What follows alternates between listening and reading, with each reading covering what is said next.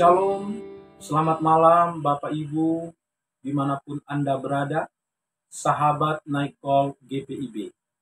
Berjumpa kembali dalam kegiatan Night Call bersama saya Pendeta Saibi Nainggolan, Ketua Majelis Jemaat GPIB Pancaran Kasih Bengalon di Kabupaten Kutai Timur, Provinsi Kalimantan Timur.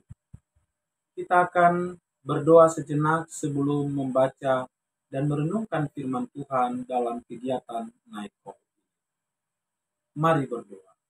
Allah Maha Baik, sertai dan tuntunlah kami anak-anak-Mu yang akan membaca serta merenungkan firman-Mu malam ini. Di dalam Kristus Tuhan kami berdoa. Amin. Bapak Ibu, pembacaan kita malam ini terambil atau diambil dari 1 Korintus pasal 14 ayat 13 sampai dengan ayatnya yang ke-19. Diterangi judul perikop sekali lagi tentang karunia roh. Karena itu, siapa yang berbicara dalam bahasa lidah, ia harus berdoa supaya ia dapat menafsirkannya. Sebab jika aku berdoa dalam bahasa lidah, rohkulah yang berdoa, tetapi akal budiku tidak menghasilkan apa-apa. Jadi, apakah yang harus kuperbuat? Aku akan berdoa dengan rohku, tetapi aku akan berdoa juga dengan akal budiku. Aku akan menyanyikan pujian dengan rohku, tetapi aku akan menyanyikan pujian juga dengan akal budiku. Sebab, jika engkau mengucap syukur dengan rohmu saja, bagaimanakah orang biasa yang hadir sebagai pendengar dapat mengatakan amin atas pengucapan syukur? Bukankah ia tidak tahu apa yang engkau katakan? Sekalipun pengucapan syukurmu itu sangat baik, orang lain tidak dibangun olehnya. Aku mengucap syukur kepada Allah bahwa aku berbicara dalam bahasa lidah lebih daripada kamu semua. Namun dalam pertemuan jemaat, aku lebih suka mengucap 5 kata yang dapat dimengerti untuk mengajar orang lain juga, daripada beribu-ribu kata dalam bahasa lidah. Demikian pembacaan firman Tuhan, terpujilah Kristus. Haleluya. Horas amanginang. Saya dipasu-pasu Tuhan tamahamu, saya diramoti mahamu, jala di pasarhon Tuhan tama damena dihamu saludutna. Godang ma berkat jala pasu-pasu nasihat Tuhani di bagasan ngolumuna ganup marsada-sada. Bapak Ibu yang dikasih Tuhan, saya rasa kata-kata yang saya ucapkan tadi tidak semua Bapak Ibu memahaminya. Karena bahasa yang saya ucapkan tadi adalah bahasa Batak Toba. Yang perlu Bapak Ibu ketahui bahwa bahasa yang saya ucapkan atau kata-kata yang saya ucapkan tadi adalah kalimat yang baik. Kata-kata yang baik, ucapan berkat yang baik kepada Bapak Ibu pendengar. Tetapi karena saya ucapkan dalam bahasa Batak Toba, mungkin bagi Bapak Ibu yang suku Batak atau yang tahu berbahasa Batak, yang mengerti. Tapi yang tidak mengerti. Dan akan merasa asing dengan kata-kata yang baru saja saya ucapkan. Artinya, kata-kata saya yang baik tadi, kata-kata berkat saya tadi, tidak akan Bapak Ibu aminkan. Tidak akan Bapak Ibu pahami dan menjadi sukacita di tengah kehidupan sebagai pendengar, khususnya di tengah-tengah Night Call ini. Kurang lebih itu yang terjadi di tengah jemaat Korintus, Bapak Ibu. Dalam pembacaan surat 1 Korintus 14, pasal 14 ini, secara khusus membahas tentang bagaimana waktu itu di jemaat Korintus terjadi ketidaknyambungan atau ketidakpahaman di antara jemaat. Karena ada beberapa orang atau jemaat yang biasa atau sering menggunakan bahasa lidah, atau yang lebih populer dikenal dengan bahasa roh di dalam ibadah bersama. Jadi ibarat ibadah minggu atau ibadah keluarga, ada beberapa orang yang tiba-tiba berbahasa lidah atau berbahasa roh. Tetapi bahasa itu tidak dimengerti oleh sebagian besar orang atau umat yang hadir dalam ibadah. Artinya, ketika itu diucapkan, maka akan muncul orang merasa asing.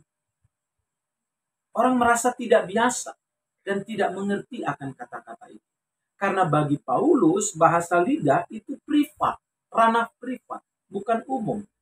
Dalam ayatnya yang kedua, dalam pasal 14 bunyinya, siapa yang berbicara dalam bahasa lidah tidak berbicara kepada manusia, tetapi kepada Allah. Sebab tidak ada seorang pun yang mengertinya. Oleh Roh ia mengucapkan hal-hal yang rahasia. Jadi kalau orang berbahasa lidah, bagi Paulus itu ranahnya privat. Dia membangun komunikasi dengan Allah, tetapi tidak menyentuh orang lain. Dalam ayatnya yang keempat, siapa yang berbicara dalam bahasa lidah, ia membangun dirinya sendiri. Tetapi siapa yang bernubuat, ia membangun jemaat. Artinya, Paulus mau bilang bahwa memang betul. Bahasa lidah itu adalah bahasa yang tidak bisa dipahami dan tidak bisa membangun orang lain. Sama seperti saya di awal khotbah tadi, saya gunakan bahasa Batak Toba dengan kalimat-kalimat yang baik dan berkat, tapi Bapak Ibu tidak ada yang bilang amin. Tidak ada yang bilang puji Tuhan. Karena Bapak Ibu tidak memahami apa yang baru saja saya katakan dalam bahasa Batak Toba. Jadi Bapak Ibu, dalam ibadah bersama bagi Paulus, seharusnya setiap orang harus berusaha membangun orang lain. Bukannya membuat sebagian orang merasa terasing dan tidak paham dalam ibadah bersama. Harusnya hal-hal seperti itu dihindari. Coba lihat ayat 6 dan 9. Dikatakan, jadi saudara-saudara, jika aku datang kepadamu dan berbicara dalam bahasa lidah, apakah gunanya itu bagimu? Jika aku tidak berbicara kepadamu dengan penyataan Allah, atau pengetahuan, atau nubuat, atau pengajaran. Kalau Paulus datang dengan itu, tidak ada yang paham. Tidak ada yang bisa menerima Kristus. Tidak ada yang bisa mengerti. Bahkan dalam ayat 9 berbunyi,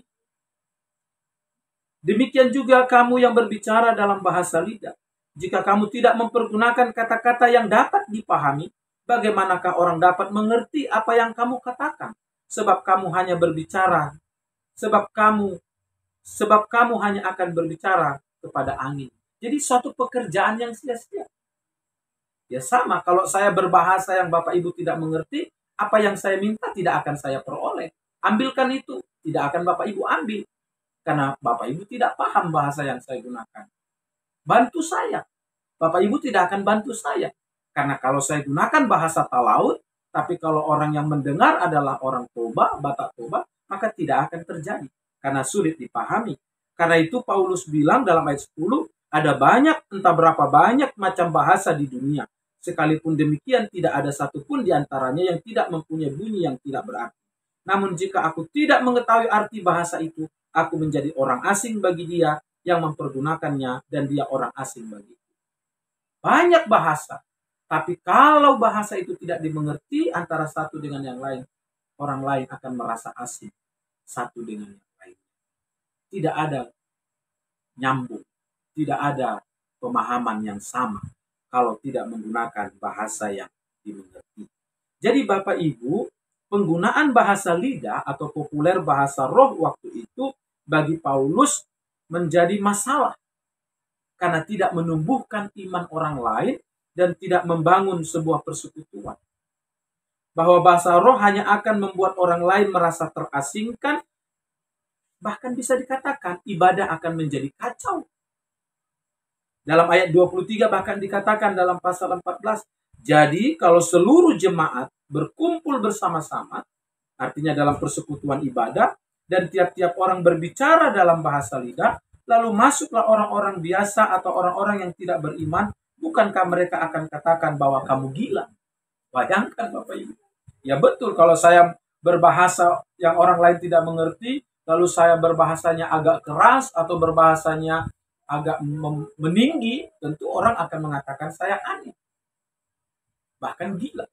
Walaupun kata-kata saya itu mungkin kata-kata yang membangun, kata-kata yang memberi nasihat, kata-kata yang memberikan didikan, tapi kalau tidak dimengerti akan menjadi masalah.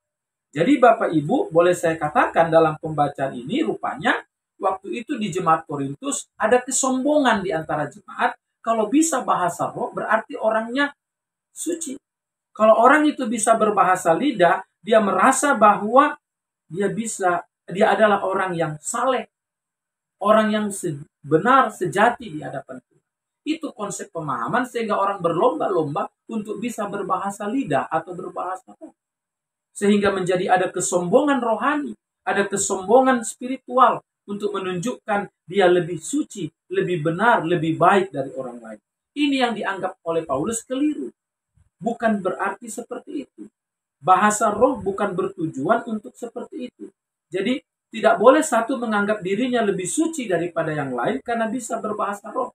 Lalu orang yang tidak bisa berbahasa roh lalu merasa minder, tidak bisa berbahasa lidah lalu merasa berdosa, dan akhirnya tidak ikut dalam persekutuan dan tidak tumbuh dalam persekutuan.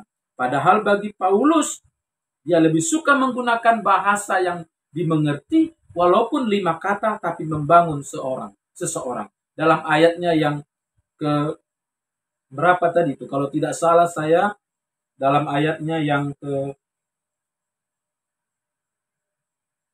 19.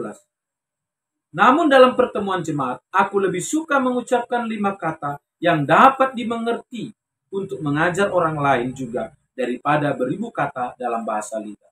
Tidak ada artinya berkata-kata banyak hal kalau tidak membangun orang lain. Pesannya apa? Yang pertama, kita tidak bisa menunjukkan bahwa kita yang paling benar, kita yang paling hebat, kita yang paling tahu, kita yang paling mengerti dalam satu persekutuan ibadah, dalam satu persekutuan gereja. Tidak boleh satu orang pun merasa lebih baik, merasa lebih benar, lebih suci daripada. Kalau itu terjadi, bukan persekutuan yang tumbuh terjadi, tapi perpecahan dalam jemaat. Tidak boleh satu orang pun menunjukkan dia adalah orang yang paling layak di hadapan Tuhan. Yang kedua, yang menjadi perenungan bagi kita pada saat ini bahwa tujuan utama persekutuan adalah membangun orang lain. Membangun orang lain untuk menjadi lebih baik. Tapi kalau kita hadir dalam persekutuan, justru menjadi batu sandungan bagi orang lain. Artinya kita tidak berdampak baik. Tidak perlu kita banyak berkata-kata.